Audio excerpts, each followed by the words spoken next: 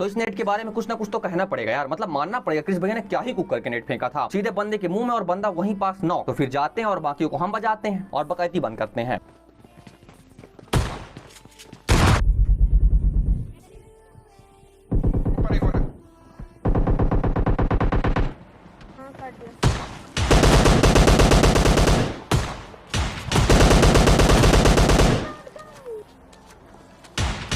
तो यहाँ पास हम आराम से सब बंदों को बजा रहे होते हैं, लेकिन सुजुका को पता नहीं कौन कहाँ ही बजा देता है। तो फिर वहां भी जाकर चेक करते हैं। फिनिश डाल दिया मुझे और भैया जी शॉटगन से थुचुक कर रहे थे, तो हमने भी आकर फिर एक बार थुचुक कर दिया और भाई साहब वहीं पास थुचुक हो गए।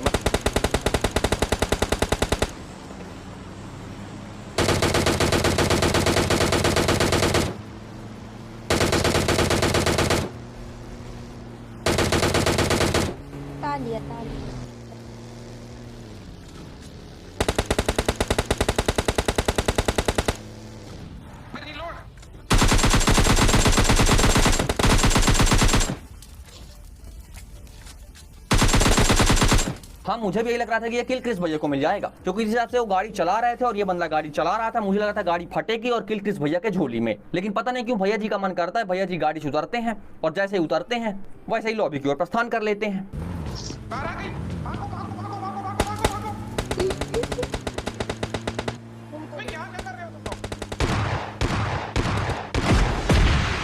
हाँ, तो जिसका डर था वही हुआ, सामने वाले बंदे को मिल जाती है RPG, जो कि गन तो बिल्कुल नहीं है। तो फिर चलो देखते हैं इनको कैसे बजाया जाए।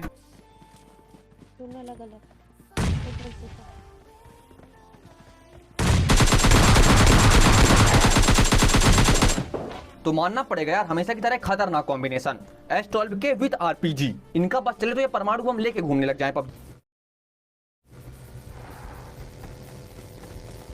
गैंग भैंग वाला सीन चल रहा था, मतलब बग्गी डाश है सब आ रहे हैं यहाँ पे, बट मैंने सोचा चलो एक ही बंदे पे फोकस करते हैं जो कि ऊपर है। तो मैं ग्रेनेड टॉस करता, क्या करती उसके मुंह पे फेंका।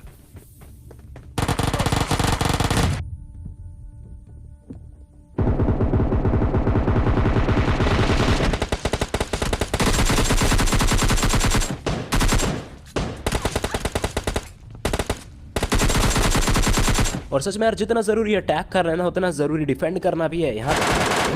और इसकी एक गोली लगती है, अगर 3-4 सर पे लग जाती तो शायद ये मर सकता था, बट कोई नहीं। मैं अब अपने घर की तरफ जा रहा था, तभी मैंने रेल लगा था एक्चुअली।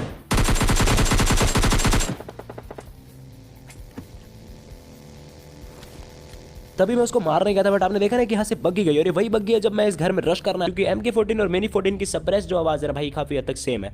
अब ये बंदा तो मुंह दिखाने वाला है नहीं, बट दिखाएगा वेट करना, वापस से मारने का ट्राई करता है ये मेरे को।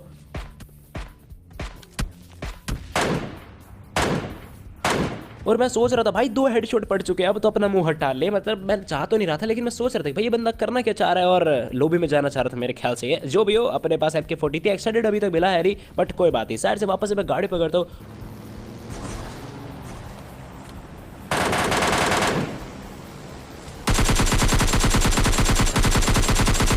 इस बार मैंने इसको और इसकी गाड़ी को दोनों को बहुत ही ज्यादा सॉलिड डैमेज दिया, मतलब मजा ही आ गया कतई। तो मैंने तो अपनी यूएस भगाई जल्द से, दोनों गन रिलोड करने के बाद, क्योंकि भाई 10 ही एमओ थे मेरे पास, एक कैम भी रिलोड करनी पड़ेगी। या तो ये ब्लास्ट हो गया, कूद के मर गया, या फिर ये जिंदा है। आपको दिख गया होगा शायद से, साइड में प्रोन था, और इसके पास होती है भयंकर गन।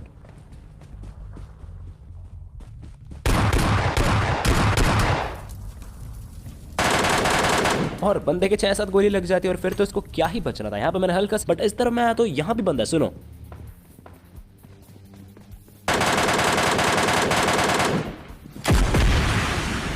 और मैं सोच रहा था कि काश मैं इसी बंदे पे रश कर लेता जो कि इस नीले वाले घर में, और मैंने सोचा शांति रखते हैं, इस बंदे को इस बंदे पे रश करने देते हैं, और फिर मैं पीछे से आके रश कर दूंगा। कुछ ऐसा मेरी प्लानिंग थी।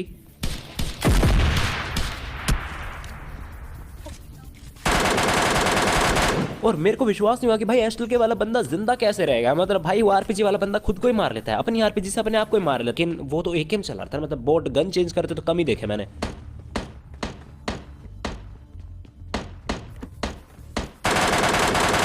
बट ये एक रियल प्लेयर होता है, बट बोट से कम नहीं था कुछ ये, है ना, बिल्कुल नहीं था कम। अब देखो मैं इस वेयर हाउस की तरफ निकल देता, क्योंकि जोन आ चुका था पीछे से, और सरप्राइज क्या हो रहा है भाई। ये एक बार के तो मैं सोचा था ये बंदा प्रैंक कर रहा है, पर नहीं दोस्त।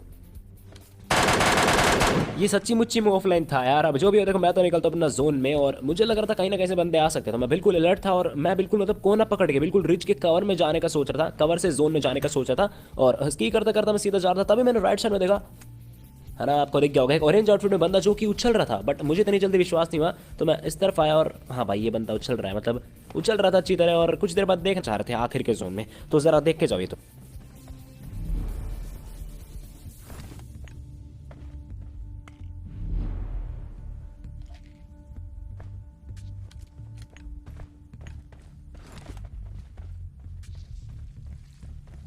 और यार कर लेते हैं किचन डिनर, और मुझे नहीं पता ये बंदा मेरा सब्सक्राइबर था।